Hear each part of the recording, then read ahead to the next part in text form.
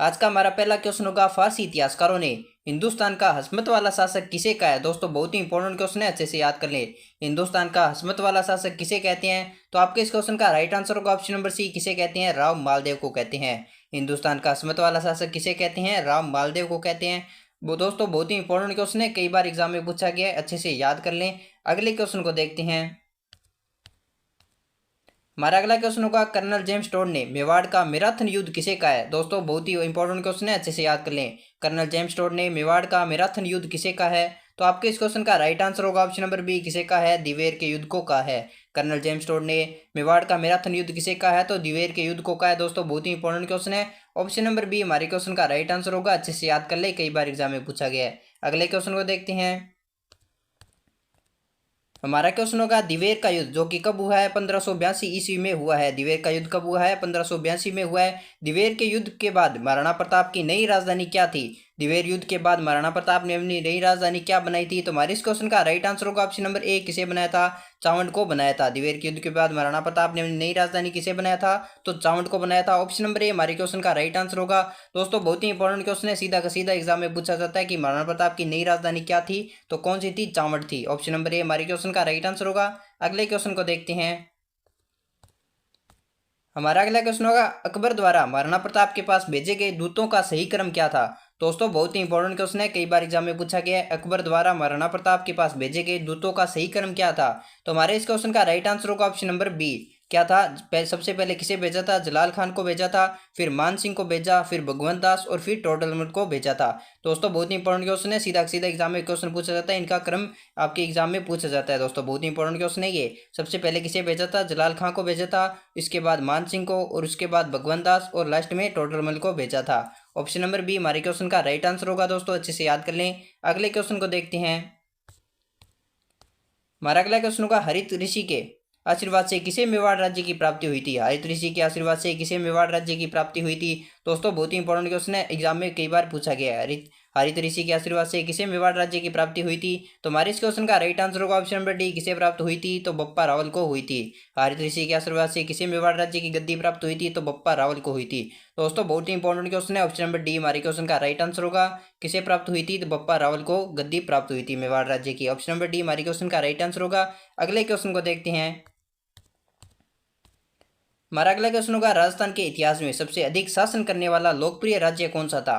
दोस्तों important question है ये भी, राजस्थान के इतिहास में सबसे अधिक शासन करने वाला लोकप्रिय राज्य कौन सा था? तो हमारे इस क्वेश्चन का राइट आंसर होगा ऑप्शन नंबर बी, कौन सा था? तो मेवाड़ राज्य था। सबसे अधिक शासन करने वाला राज्य कौन सा था? तो मेवाड़ राज्य था। ऑप्शन नंबर बी हमारे क्वेश्चन का राइट आंसर होगा। सीधा सीधा एग्जाम में पूछा जाता है दोस्तों, बहुत ही इंपॉर्टेंट क्वेश्चन है। अगले क्वेश्चन को देखते हैं। हमारा अगला क्वेश्चन होगा, अकबर ने 1567 में चित्तौड़ पर आक्रमण किया, उस समय मेवाड़ का महाराणा कौन था? उस समय मेवाड़ का महाराणा कौन था? हमारा क्वेश्चन होगा, अकबर ने जब 1567 में चित्तौड़ पर आक्रमण किया, कब किया था? 1567 में आक्रमण किया, उस समय मेवाड़ का महाराणा कौन था? तो हमारे इस क्वेश्चन का राइट आंसर होगा ऑप्शन नंबर सी, कौन सा था? उदय सिंह था। मेवाड़ का महाराणा कौन था? अकबर ने जब 1567 में चित्तौड़ पर आक्रमण किया तो उस समय मेवाड़ का महाराणा कौन था? तो उदय सिंह था। कौन था? उदय सिंह था। ऑप्शन नंबर सी हमारे क्वेश्चन का राइट आंसर होगा। दोस्तों अच्छे से याद कर लें। अगले क्वेश्चन को देखते हैं। हमारा अगला क्वेश्चन होगा, वह रानी जिसने अपने सैकड़ों अनुयायियों के साथ अलाउद्दीन खिलजी के 1303 के चित्तौड़ कब्जे पर जोर कर लिया था। दोस्तों बहुत ही इंपॉर्टेंट क्वेश्चन है, जब 1303 में अलाउद्दीन खिलजी ने चित्तौड़ दुर्ग पर आक्रमण किया और कब्जा कर लिया, तब किस रानी ने जोर किया था? तो हमारे इस क्वेश्चन का राइट आंसर होगा ऑप्शन नंबर बी, किसने किया था? रानी पद्मिनी ने जोर किया था। अपने अनुयायियों के साथ रानी पद्मिनी ने जोर कर लिया था। और कब हुआ था? 1303 की बात है दोस्तों, ये 1303 ईस्वी में हुआ था चित्तौड़ पर आक्रमण, जिस कारण रानी पद्मिनी ने जोहर किया था। दोस्तों बहुत ही इंपॉर्टेंट क्वेश्चन है, ऑप्शन नंबर बी हमारे क्वेश्चन का राइट आंसर होगा। अच्छे से याद कर ले। अगले क्वेश्चन को देखते हैं। हमारा अगला क्वेश्चन होगा, गुरु वशिष्ठ ने राजपूतों की उत्पत्ति के लिए यज्ञ का आयोजन कहाँ पे किया था? दोस्तों बहुत ही इंपॉर्टेंट क्वेश्चन है, गुरु वशिष्ठ ने राजपूतों की उत्पत्ति के लिए यज्ञ का आयोजन कहाँ पे किया था? तो हमारे इस क्वेश्चन का राइट आंसर होगा ऑप्शन नंबर बी, कहाँ पे किया था? माउंट आबू में किया था। गुरु वशिष्ठ ने राजपूतों की उत्पत्ति के लिए यज्ञ का आयोजन कहाँ पे किया था? तो माउंट आबू में किया था। ऑप्शन नंबर बी हमारे क्वेश्चन का राइट आंसर होगा। दोस्तों बहुत ही इंपॉर्टेंट क्वेश्चन है, अच्छे से याद कर लें। अगले क्वेश्चन को देखते हैं। हमारा अगला क्वेश्चन होगा, महाराणा प्रताप ने कितने वर्षों तक शासन किया। दोस्तों बहुत ही इंपॉर्टेंट क्वेश्चन है, महाराणा प्रताप ने कितने वर्षों तक शासन किया। तो हमारे इस क्वेश्चन का राइट आंसर होगा ऑप्शन नंबर बी, कितने वर्षों तक किया था, 24 वर्षों तक शासन किया था। महाराणा प्रताप ने कितने वर्षों तक शासन किया, तो 24 वर्षों तक शासन किया। ऑप्शन नंबर बी हमारे क्वेश्चन का राइट आंसर होगा। इंपॉर्टेंट क्वेश्चन है दोस्तों। अगले क्वेश्चन को देखते हैं। हमारा अगला क्वेश्चन होगा, खानवा का युद्ध किनके बीच हुआ था। खानवा का युद्ध किनके बीच हुआ। तो हमारे इस क्वेश्चन का राइट आंसर होगा ऑप्शन नंबर ए, किनके बीच हुआ था। तो बाबर और राणा सांगा के बीच हुआ था। खानवा का युद्ध किनके बीच हुआ था, तो बाबर और राणा सांगा के बीच हुआ था। दोस्तों बहुत ही इंपॉर्टेंट क्वेश्चन है, सीधा का सीधा एग्जाम में पूछा जाता है, अच्छे से याद कर लें। खानवा का युद्ध किनके बीच हुआ था, बाबर और राणा सांगा के बीच हुआ था। ऑप्शन नंबर ए हमारे क्वेश्चन का राइट आंसर होगा। अगले क्वेश्चन को देखते हैं। हमारा अगला क्वेश्चन होगा, मेवाड़ के किस शासक की मृत्यु के पश्चात मेवाड़ का गुहिल वंश सिसोदिया वंश कहलाया। किस शासक की मृत्यु के बाद मेवाड़ का गुहिल वंश था, जो कि बाद में सिसोदिया वंश कहलाया। तो हमारे इस क्वेश्चन का राइट आंसर होगा ऑप्शन नंबर सी, किसकी मृत्यु के पश्चात, राव रतन सिंह की मृत्यु के पश्चात। रतन सिंह की मृत्यु के पश्चात मेवाड़ का गुहिल वंश क्या कहलाता, मेवाड़ का सिसोदिया वंश कहलाया था। दोस्तों ऑप्शन नंबर सी हमारे क्वेश्चन का राइट आंसर होगा। बहुत ही इंपॉर्टेंट क्वेश्चन है, सीधा सीधा एग्जाम में पूछा जाता है, अच्छे से याद कर लें। अगले क्वेश्चन को देखते हैं। हमारा अगला क्वेश्चन होगा, अलाउद्दीन खिलजी द्वारा चित्तौड़ को क्या नाम दिया गया था। 1303 में अलाउद्दीन खिलजी ने चित्तौड़ पर आक्रमण किया और कब्जा कर लिया। इसके बाद चित्तौड़ को क्या नाम दिया गया। तो हमारे इस क्वेश्चन का राइट आंसर होगा ऑप्शन नंबर बी, क्या नाम दिया था, खिजराबाद नाम दिया था। अलाउद्दीन खिलजी ने चित्तौड़ को क्या नाम दिया था, खिजराबाद नाम दिया था। दोस्तों बहुत बार एग्जाम में पूछा गया है, बहुत ही इंपॉर्टेंट क्वेश्चन है, अच्छे से याद कर ले। अगले क्वेश्चन को देखते हैं। हमारा अगला क्वेश्चन होगा, उदय सिंह के साथ चित्तौड़ छोड़ने के पश्चात पन्ना को किस स्थान पर आश्रय प्राप्त हुआ। दोस्तों बहुत ही इंपॉर्टेंट क्वेश्चन है, उदय सिंह के साथ चित्तौड़ छोड़ने के पश्चात पन्ना को किस स्थान पर आश्रय प्राप्त हुआ। तो हमारे इस क्वेश्चन का राइट आंसर होगा ऑप्शन नंबर बी, कहाँ पे प्राप्त हुआ था, कुंभलगढ़ में प्राप्त हुआ था।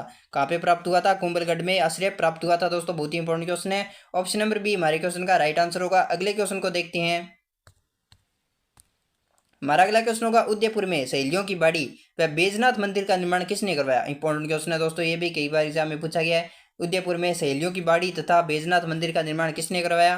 तो हमारे इस क्वेश्चन का राइट आंसर होगा ऑप्शन नंबर ए, किसने करवाया था, संग्राम सिंह द्वितीय ने करवाया था। उदयपुर में सहेलियों की बाड़ी तथा बैजनाथ मंदिर का निर्माण किसने करवाया। तो संग्राम संग्राम सिंह द्वितीय ने करवाया। दोस्तों ऑप्शन नंबर ए हमारे क्वेश्चन का राइट आंसर होगा। अच्छे से याद कर लें, किसने करवाया था, संग्राम सिंह द्वितीय ने करवाया था। सहेलियों की बाड़ी का निर्माण किसने करवाया था, संग्राम सिंह द्वितीय ने करवाया था। ऑप्शन नंबर ए हमारे क्वेश्चन का राइट आंसर होगा।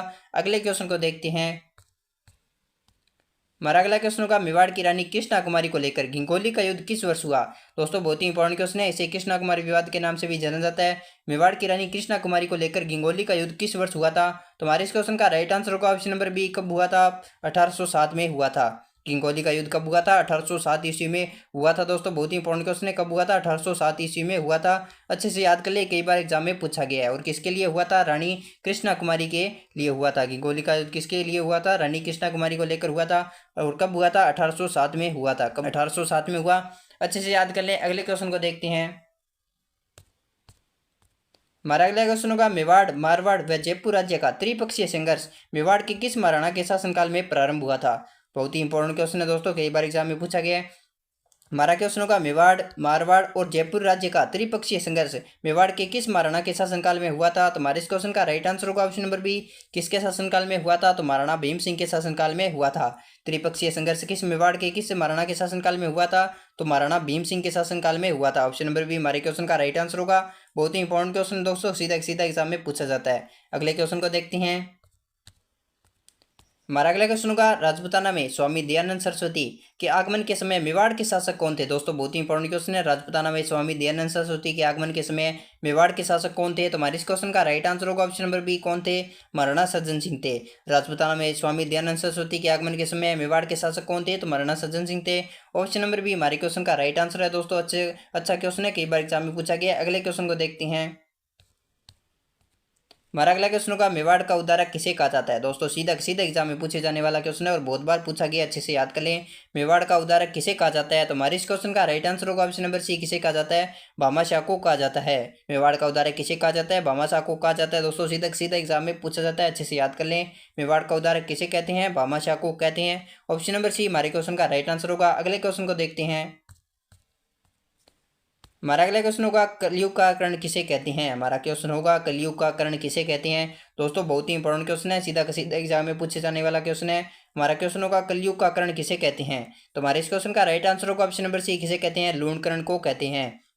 कलयुग का कर्ण किसे कहते हैं? लूणकर्ण को कहते हैं।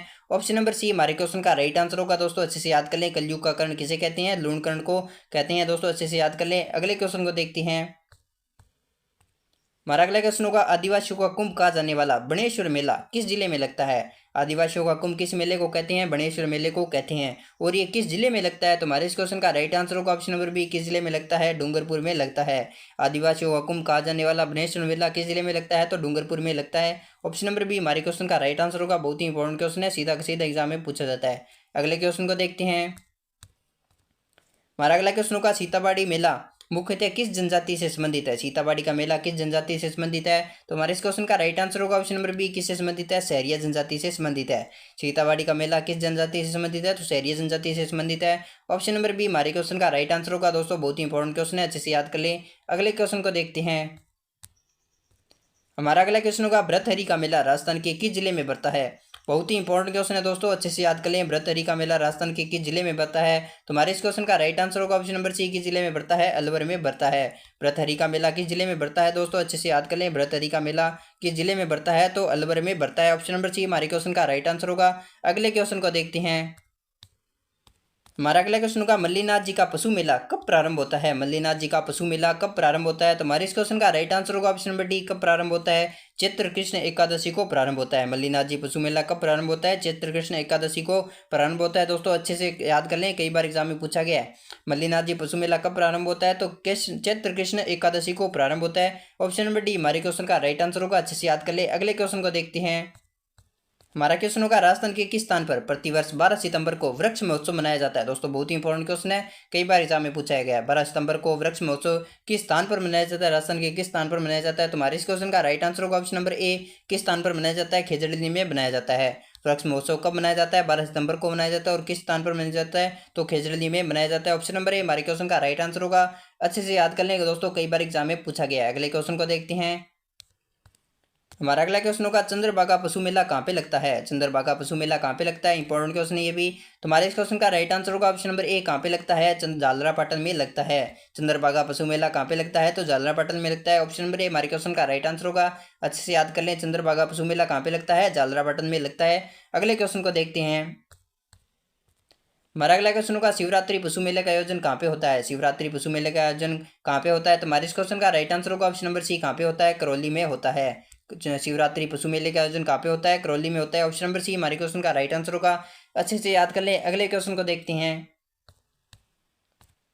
हमारा अगला क्वेश्चन होगा, किस लोक देवता की स्मृति में प्रतिवर्ष चैत्र अमावस्या को जोधपुर के कोल्लू तथा कोल्लूमंड में विशाल मेला लगता है? किस लोक देवता की स्मृति में चैत्र अमावस्या को जोधपुर के कोल्लू तथा कोल्लूमंड में विशाल मेला लगता है? तो हमारे इस क्वेश्चन का राइट आंसर होगा ऑप्शन नंबर सी, किसकी स्मृति में लगता है? तो पाबूजी की स्मृति में लगता है। जोधपुर के कोल्लू तथा कोल्लूमंड में विशाल मेला किसकी स्मृति में लगता है? तो पाबूजी की स्मृति में लगता है। और कब लगता है? चैत्र अमावस्या को लगता है। कब लगता है? चैत्र अमावस्या को लगता है। ऑप्शन नंबर सी हमारे क्वेश्चन का राइट आंसर होगा, अच्छे से याद कर लें दोस्तों, कई बार एग्जाम में पूछा गया, बहुत ही इंपॉर्टेंट क्वेश्चन है। अगले क्वेश्चन को देखते हैं। हमारा अगला क्वेश्चन होगा, गोमती सागर पशु मेले का आयोजन निम्नलिखित में से किस स्थान पर होता है? गोमती सागर पशु मेले का आयोजन कहाँ पे होता है? तुम्हारे इस क्वेश्चन का राइट आंसर होगा ऑप्शन नंबर डी, कहाँ पे होता है? झालरापाटन में होता है। झालरापाटन में गोमती सागर पशु मेले का आयोजन होता है। ऑप्शन नंबर डी हमारे क्वेश्चन का राइट आंसर होगा। इंपॉर्टेंट क्वेश्चन ये भी, कई बार एग्जाम में पूछा गया। अगले क्वेश्चन को देखते हैं। हमारा अगला क्वेश्चन होगा, बणेश्वर का मेला कब भरता है? बणेश्वर का मेला कब भरता है? तुम्हारे इस क्वेश्चन का राइट आंसर होगा ऑप्शन नंबर डी, कब भरता है? माघ पूर्णिमा को भरता है। बणेश्वर का मेला कब भरता है? तो माघ पूर्णिमा को भरता है। ऑप्शन नंबर डी हमारे क्वेश्चन का राइट आंसर होगा दोस्तों, बहुत ही इंपॉर्टेंट क्वेश्चन है, जैसे याद कर लें। बणेश्वर का मेला कब भरता है? तो माघ पूर्णिमा को भरता है। तो दोस्तों सभी इंपॉर्टेंट क्वेश्चन है जो कि आपको इस वीडियो में कवर करवा दिए हैं। अगर आपको किसी भी क्वेश्चन में कोई डाउट है तो आप कमेंट बॉक्स में टाइप कर सकते हैं। अगर आप इन क्वेश्चन की पीडीएफ चाहते हैं तो आपको टेलीग्राम चैनल पर मिल जाएगी, जिसका लिंक आपको वीडियो के डिस्क्रिप्शन बॉक्स में दिया हुआ है। तो वहाँ से आप टेलीग्राम चैनल को ज्वाइन करके उसकी पीडीएफ को डाउनलोड कर सकते हैं। तो दोस्तों अगर आपको वीडियो अच्छी लगे तो वीडियो को लाइक कीजिएगा, चैनल को सब्सक्राइब कीजिएगा। तो दोस्तों मिलते हैं नेक्स्ट वीडियो में, तब तक के लिए जय हिंद, जय भारत।